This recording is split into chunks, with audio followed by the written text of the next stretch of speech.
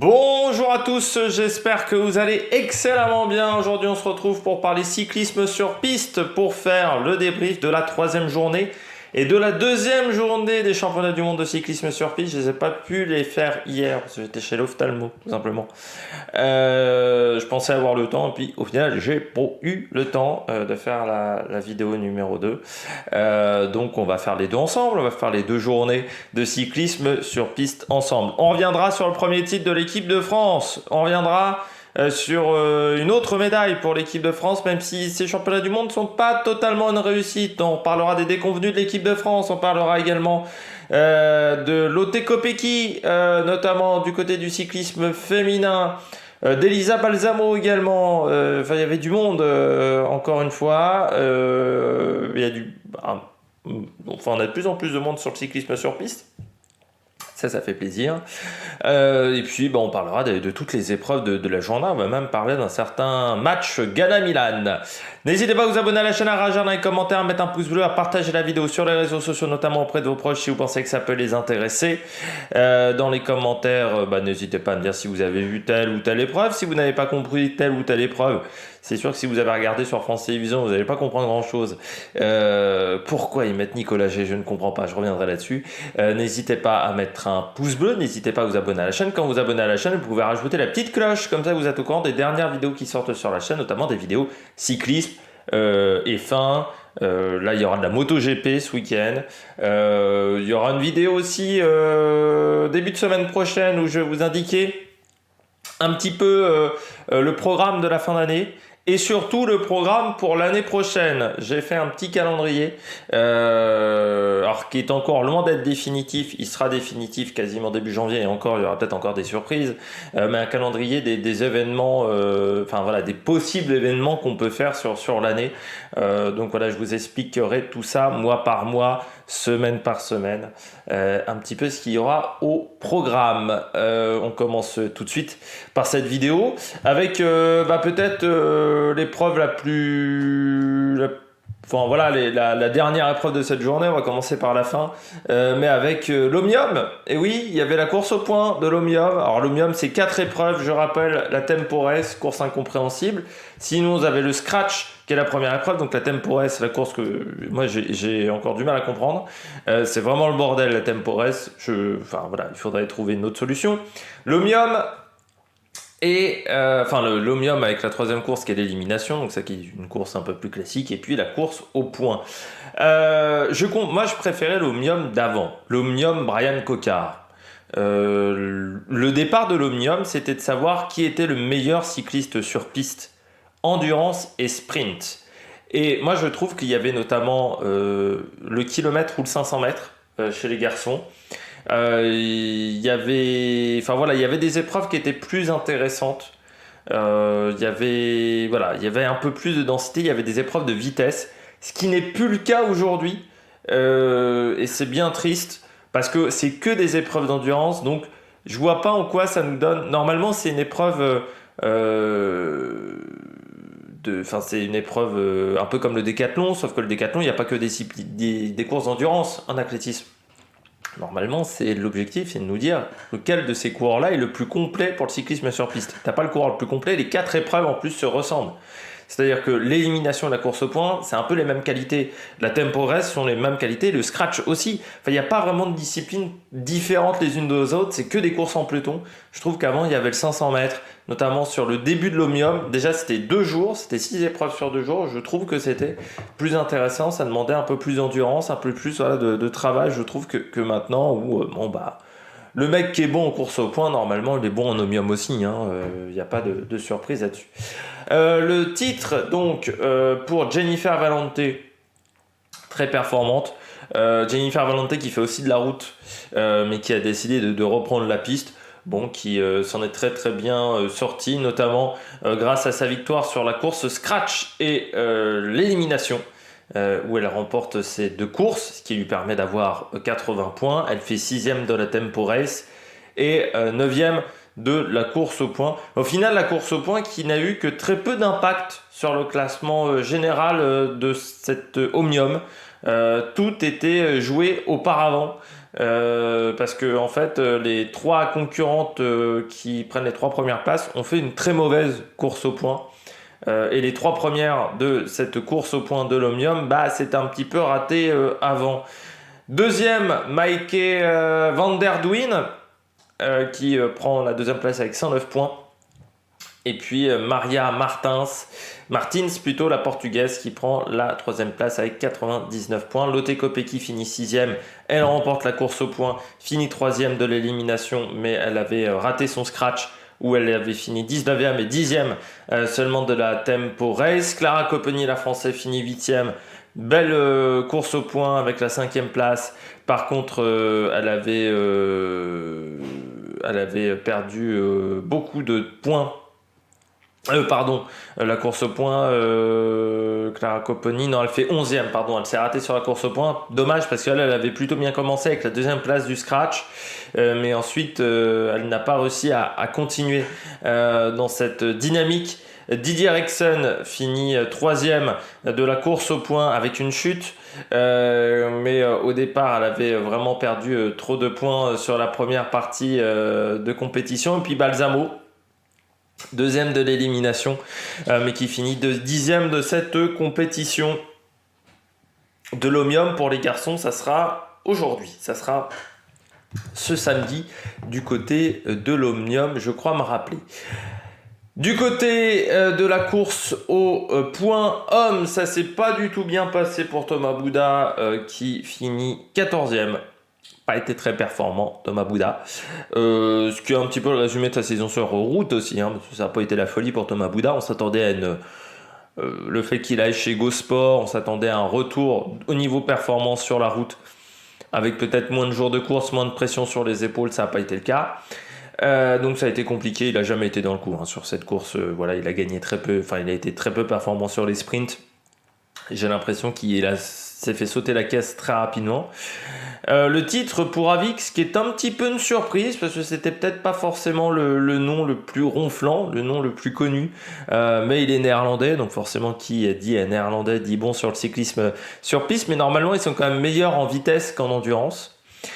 Deuxième place pour Roger Kluge. Roger Kluge, c'est pas seulement un poisson pilote à la Lotto et dans d'autres équipes de cyclisme sur route, c'est un énorme palmarès sur la piste.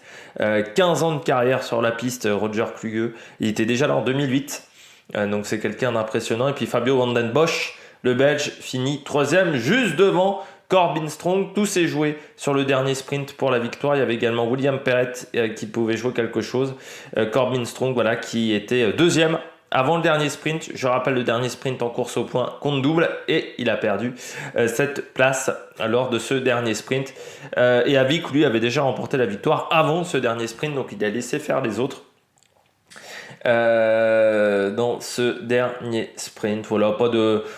Enfin, il n'y avait pas de grand nom sur cette course au point, c'est un petit peu triste. C'est une épreuve qui, je trouve, est très sympathique à regarder, très spectaculaire, mais peut-être aussi certains se préparent pour l'élimination, pour surtout l'Omnium, qui est un petit peu plus tard. Donc voilà, il y avait peut-être aussi des envies différentes. Il y avait la poursuite avec les qualifications déjà. Les 4 qualifiés, alors les 2 qualifiés pour la finale, c'était les 2 Italiens, hein. Ganna qui avait fait 4 minutes 693 devant Jonathan Milan, il le devance de 2 secondes, donc assez impressionnant. Derrière, Daniel Bingham et Ivo Manuel Alves Oliveira pour le match pour la médaille de France. Nous, on avait emmené Corentin Hermenot qui finit 8e à 8 secondes 914. Quand tu vois Ganna et Hermenot, ça fait toujours mal, parce que je rappelle que Hermenot avait battu Ganna chez les jeunes. Donc ça fait toujours un petit peu mal à la tête de voir l'écart maintenant de performance entre les deux. Alors Corentin Hermenot qui s'est quand même fait un palmarès comme guide au Paralympique. Corentin Hermenot qui est juste devant Claudio Imhoff, qui reprend un petit peu du poil de la bête, parce que ça faisait depuis quelques temps qu'on n'avait pas vu Claudio Imhoff à ce niveau-là. Mais ce qui est impressionnant, c'est de voir les écarts sur la poursuite individuelle qui sont vraiment énormes désormais. Alors c'est plus une épreuve olympique, je rappelle, c'est de la poursuite par équipe qui est olympique, mais c'est assez impressionnant de voir les écarts. Et puis bien entendu, il y avait les finales. Malgré bon Jonathan Milan, Ganna a été trop fort. Nouveau record du monde, 3,59 636 pour Filippo Ganna. au niveau de la mer. Donc c'est encore plus impressionnant parce que le record était détenu par quelqu'un qui l'avait fait en altitude. Et puis pour la médaille de bronze, eh bien la médaille de bronze pour Alves Oliveira, qui est parti moins fort, comme Filippo Ganna, hein, qui est parti moins fort que son camarade, mais il est repassé devant aux 3000 mètres. Voilà, à la mi-course, il est repassé devant et ça a fait mal pour le Portugais. Et pareil, Jonathan Milan qui était parti plus vite que Ganna. Les qualités de sprinter de Jonathan Milan, on l'a vu notamment en la Croix Race, mais sur la deuxième partie de course, eh bien, c'est Filippo Ganna qui est revenu. Il avait déjà repris la moitié de son écart entre le 1000 et le 2000 mètres, donc ça montre quand même le niveau de performance de de Filippo Ganna, mais Jonathan Milan est plus jeune que Ganna, donc c'est vraiment la relève. L'Italie a encore une belle équipe de poursuite dans les années à venir sur la poursuite par équipe également. Il y avait le kilomètre, et le kilomètre qui est une épreuve qui n'est pas olympique, mais qui est toujours atypique. C'est un petit peu la poursuite des la poursuite des sprinteurs, un petit peu le kilomètre. Et le titre pour Jeffrey Hoogland qui a dominé cette compétition, 58-294 en qualification, 58-106 en finale. Il s'impose devant Melvin Landerneau qui a fait à peu près le même chrono entre les qualifs et la finale. Ce qui est un effort qui est quand même assez atypique parce que le kilomètre, c'est comme un 400 mètres en athlétisme, pardon. C'est un effort vraiment lactique, vraiment très violent, très compliqué. Et donc Melvin Landerneau qui fait deuxième et Alejandro Martinez qui fait troisième, médaille de bronze, qui était plus loin aux qualifications. Il était le dernier qualifié, Alejandro Martinez, et il fait pourtant la médaille de bronze devant Dunbar, par exemple l'Allemand, qui n'a pas réussi à réitérer la même performance, ou Matteo Bianchi. J'ai oublié de signaler également que c'est encore plus impressionnant pour Filippo Ganna cette médaille et ce record du monde. Je rappelle qu'il a fait le record de l'heure il y a une semaine. Donc, vraiment impressionnant de la part de Ganna. Et puis il y avait bien entendu le climax de la soirée, la vitesse féminine. Le premier titre, enfin, pour Mathilde Gros. Elle a été championne d'Europe. Elle a gagné énormément de médailles dans sa carrière. Il lui manquait un titre en vitesse. Eh bien, elle l'a fait face à Léa Sophie Friedrich. Et en plus, ce qui est encore plus beau pour Mathilde Gros dans ce tournoi, c'est qu'elle est tombée face à des grands noms. À la demi-finale, Friedrich, à Emma Heinze, pardon. 3 manches. C'est dommage parce que la seule manche qu'elle a ratée, c'est la première. La première manche, c'est vrai qu'au départ, compliquée. Elle se fait vraiment avoir, mais elle finit très très fort parce qu'elle revient très très fort sur Emma Heinze alors qu'elle se rate complètement tactiquement. Elle finit fort. Donc là, je me suis dit à ce moment-là, ça sent bon quand même pour Mathilde Gros parce que vu comment elle finit fort, je suis pas sûr qu'Emma Heinze elle arrivera, si elle se plante plus tactiquement, Emma Heinze n'arrivera pas à la battre. Et c'est ce qui s'est passé surtout sur la troisième manche, sur la belle. Et puis en finale, 2 manches sèches face à Friedrich qui n'a jamais réussi à trouver l'ouverture face à Mathilde Gros. Et puis Emma Heinze qui elle prend la médaille de bronze face à Laurine Van Riesen en 2 manches sèches également pour ce tournoi de vitesse. Donc ça fait du bien. Et puis une ambiance, ça c'est la magie du cyclisme sur piste, une magnifique ambiance. Moi, j'aurais aimé, par contre, des meilleurs commentaires. J'ai regardé... Alors, les 2 premiers jours, je les ai fait avec Guillaume Di Grazia. Le 3e jour, j'avais des gros problèmes de connexion. Je l'ai fait sur France Télé, mais j'avais pas des bonnes connexions. Donc, en plus, ça ramait un petit peu. Mais alors... Nicolas G, c'est un bon journaliste. Il fait des bons reportages, Nicolas G. Notamment, je vous conseille d'aller voir son reportage sur la tentative de record en vélo caréné de François Pervis. Par contre, c'est pas un commentateur. C'est pas un commentateur, Nicolas G. Je me fais chier. Et je vous le dis, il est vraiment pas bon. En plus, il fait beaucoup d'erreurs, notamment sur les épreuves course au point. Les épreuves où il y a des systèmes de points, Madison, course au point. Parce qu'il n'est pas bon en calcul mental. Mais dans ce cas-là, tu commandes pas la piste si t'es pas bon en calcul mental. Ce qui fait qu'il s'embrouille. Enfin, moi, je le trouve pas bon au niveau des commentaires. Guillaume Di Grazia, c'est mieux, mais je suis désolé. Moi, le cyclisme sur piste, quand il y a les épreuves de vitesse, on doit me raconter une histoire. Comme le faisait très bien Jean-René Godard. On me raconte absolument pas d'histoire. Le cyclisme, la vitesse, c'est comme un match de boxe. La vitesse. C'est une confrontation. c'est un vrai match, quoi. Là, c'est du vrai fight. Et l'ambiance était surchauffée, pourtant. Mais j'ai pas cette impression-là quand j'entends les deux commentaires. Hein. Mais je préfère quand même Di Grazia à Nicolas G. Nicolas G, faut pas le mettre aux commentaires. Laissez-le faire des reportages, voilà. Il est pas bon commentaire, tout simplement. On revient sur la journée numéro 2. Journée numéro 2, il y avait notamment la poursuite par équipe féminine, il y avait le scratch masculin, il y avait le keirin masculin, il y avait l'élimination chez les filles, et puis il y avait la poursuite masculine également dans ces épreuves. On commence peut-être avec la médaille de bronze du côté de la poursuite par équipe avec l'équipe de France féminine qui progresse à chaque sortie. Ça, c'est vrai que c'est fort. L'équipe de poursuite féminine, elle a moins d'expérience que celle des garçons. On l'a lancée plus tard, cette équipe de poursuite. Je rappelle que la poursuite était vraiment pas notre spécialité en France. C'est pas un truc français, la poursuite. Nous, on est meilleurs sur le kilomètre, on est meilleurs sur la vitesse par équipe. On n'a pas une expérience sur la poursuite, mais c'est une discipline olympique, donc il a fallu s'y mettre un petit peu. Chez les filles, on s'y est mis encore plus tard que chez les garçons. Et je trouve que cette équipe de France féminine, elle progresse d'année en année. Et c'est une belle évolution pour cette équipe de France. Vraiment des très très bons résultats, je trouve, du côté de la poursuite. Et ça, c'est vraiment intéressant aujourd'hui pour cette équipe de France de poursuite avec Marion Boras, Clara Copponi, Valentine Fortin, Victoire Berthaud dans cette équipe. Donc vraiment, c'est une équipe qui est très très forte en ce moment. Donc la médaille de bronze en 4-10-774, elle se rapproche en plus de leur record de France, donc c'est vraiment bien. Sur une finale, alors que tu as déjà eu 2 tours, 2 poursuites auparavant, donc ça fait un peu mal aux pattes. Devant l'Australie, donc 4e, l'Australie qui monte, que ça soit chez les garçons ou chez les filles. Et puis en finale, l'Italie. L'Italie, c'est une sacrée équipe quand même, l'équipe d'Italie. La force de l'Italie au niveau piste, c'est de réussir à attirer les filles qui font de la route. Et vous avez notamment Fidanza, qui a été impressionnante sur le scratch, Victoria Guazzini, impressionnante, championne du monde espoir sur le chrono cette année, Chiara Consoni, qui enquille les sprints, qui a fait une très belle saison, notamment sur les classiques flandriennes, et puis Elisa Balsamo, extrêmement polyvalente, qui s'impose donc devant Katia Archibald, Josie Knight, Anna Morris et Nia Evans.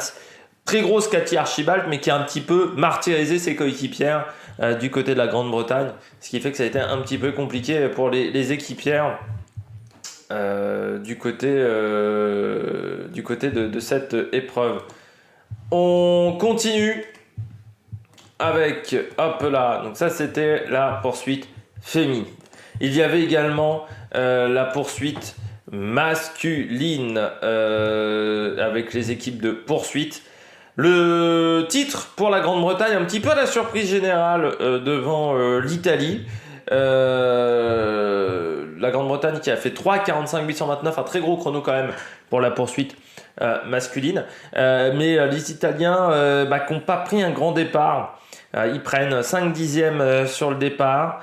Ils reviennent un peu sur la fin, sur la deuxième partie de course, mais pas un super départ du côté des Italiens. Je rappelle l'équipe d'Italie, là, également c'est du lourd, donc Milan et Ganna qui ont été en finale de la poursuite individuelle, et puis vous avez également Simone Consoni et Manilo Moro qui est peut-être le moins connu des 4.